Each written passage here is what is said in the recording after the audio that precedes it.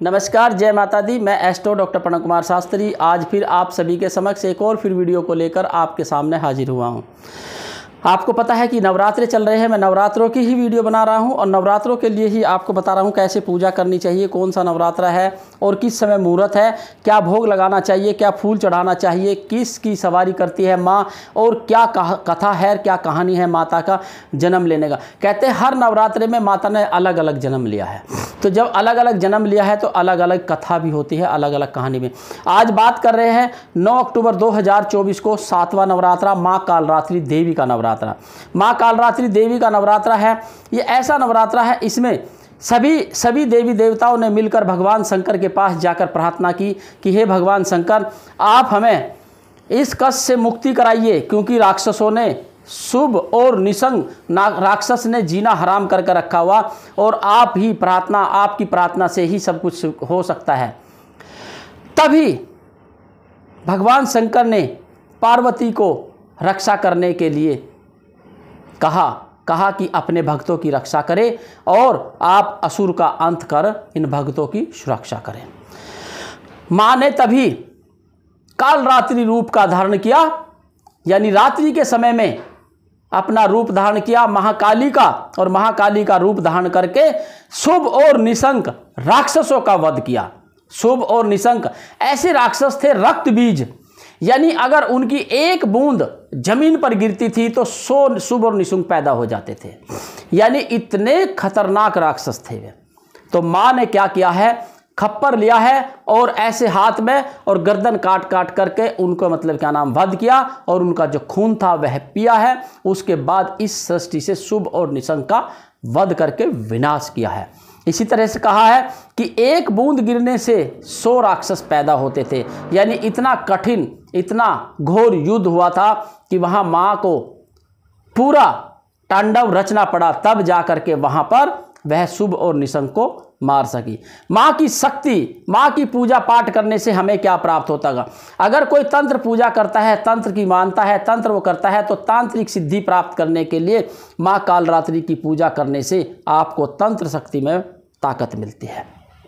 अगर किसी के ऊपर कुछ किया धरा करा है, माँ की पूजा करे रात्रि के समय, वह भी खत्म हो जाएगा।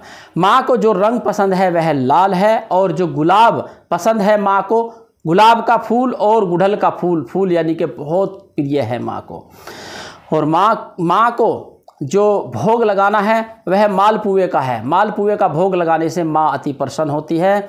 और भोग लगाए माँ को। माँ का जो वाहन है गधे का वाहन है, और माँ का स्वरूप जो है महाकाली का स्वरूप है, महाकाली का स्वरूप है। मंत्र आपको जाप करना है। मंत्र क्या जाप करें? नमस्तस्ये नमस्तस्ये नमस्तस्ये नमो नमः, ओम देवी कालरात्रि नमः। यह 2 मंत्र का जाप करें आप, कोई भी दोनों में से एक मंत्र कर सकते हैं। और जो इसका शुभ मुहूर्त है वह जो अति अच्छा मुहूर्त है, शुभ मुहूर्त है 10:46 से 12:11 तक का। यह इस समय पर पूजा करना आपको अति उत्तम लाभदायक रहेगा। माँ को भोग लगाए, माँ को खुश करें और अपना आशीर्वाद प्राप्त करें, अपने लिए, जीवन के लिए उद्धार और जीवन के लिए कल्याण के लिए अपने लिए। मैं फिर एक और बात बोलने जा रहा हूँ आप सभी को। जो आपके घर में माता पिता है, सबसे पहले आपको उनकी सेवा करनी है, उनका मान सम्मान करना है, उनके आज्ञाकारी पुत्र बनकर रहना है। क्योंकि अगर आपने सब कुछ माता की पूजा के अनुसार माता की पूजा की और उसके बाद अपने माता पिता की सेवा नहीं करी, या अपने घर में बड़े बुजुर्गों का कहना नहीं माना, या अपने घर में बड़े बुजुर्गों का सम्मान नहीं किया, तो ये सब पूजा आपकी बेकार है। इसलिए कहा सबसे पहले आप अपने माता पिता की पूजा करेंगे, फिर हम 9 देवी की पूजा करेंगे।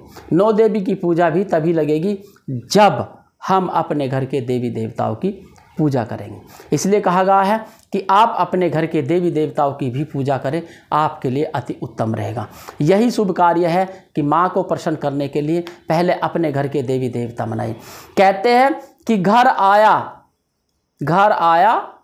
नाग न पूजे और बाहर भूमि पूजन जाए। घर आया नाग ना पूजे, बाहर भूमि पूजन जाए। यानी घर में आपके देवी माता पिता स्वरूप बैठे हुए हैं, उनको आप पूजते नहीं, और बाहर मंदिरों में जाकर देवियों के लिए आप भंडारे लगाते हो, देवियों के लिए आप पूजा पाठ आराधना करते हो, और सबको भरते रहते हो। मंदिरों में इतना दान करने का कोई फ़ायदा नहीं है आपको, उस ट्रस्ट में कोई दान करने का कोई फ़ायदा नहीं। उनको थोड़ा सा आप अपने माता पिता के लिए खर्च करें और अपने माता पिता की सेवा करें।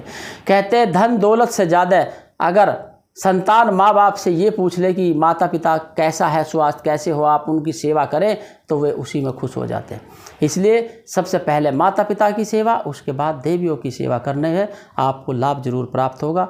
नमस्कार, जय माता दी।